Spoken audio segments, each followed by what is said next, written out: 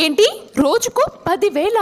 నా 30 రోజుల శాలరీని వీళ్ళు కేవలం 3 రోజుల్లో సంపాదించేస్తున్నారు. ఇలాంటివి చూసినప్పుడే సాఫ్ట్వేర్ జాబ్లు వదిలేసి ఏదో ఒక బిజినెస్ పెట్టుకోవడం మంచిది అనిపిస్తూ ఉంటుంది. ఇంతకు మ్యాటర్ ఏంటంటే కరెక్ట్ గా 20 సంవత్సరాలు కూడా లేని ఇద్దరు అబ్బాయిలు అల్యూమినియం గిన్నెలు ఇస్తే బొమ్మలు చేస్తామంటూ మా వీధిలోకి వచ్చారు. ఇంకా ఇది వినడమే ఆలస్యం, మా అమ్మ ఇంట్లో ఉన్న కుక్కర్ గిన్నెలతో పాటు వీళ్ళ వ్యాపారం పెంచడానికి చుట్టుపక్కల వాళ్ళని కూడా పిలిచింది. మొత్తానికి మా చుట్టుపక్కల లాంటి వాళ్ళు బేరాలాడి చిన్న బొమ్మ అయితే 100 రూపాయలు, పెద్ద బొమ్మ అయితే 200కి తెగొట్టేశారు. తర్వాత ఈ అబ్బాయిలకి టీ టిఫిన్లతో సత్కరించాక బొమ్మలు చేయడం మొదలు పెట్టారు. మేమిచ్చిన దెబ్బల్ని బాగా కాల్చి కరగబెట్టాక ఆ లిక్విడ్ ని ఈ హోల్స్ లో పోస్తున్నారు. అలా లిక్విడ్ పోసిన 5 నిమిషాలకి బొమ్మలుగా ఏర్పడిపోతున్నాయి. మేమైతే 10 బొమ్మల వరకు చేయించుకున్నాం. ఇంకా చుట్టుపక్కల వాళ్ళైతే 5-6 బొమ్మలకి తక్కువ కాకుండా చేయించుకున్నారు. ఒక్క బొమ్మ 100 రూపాయలు. అలా ఒక మనిషి రోజుకి ఒక 50 బొమ్మలు చేస్తే చాలు, ఈజీగా వాళ్ళకి 5,000 వరకు వస్తుంది. వీళ్ళ కష్టం తప్ప రూపాయి పెట్టుబడి లేని ఆదాయం. మేమే దబ్బర్లు ఇచ్చాం, మళ్ళీ మేమే డబ్బులు ఇచ్చాం.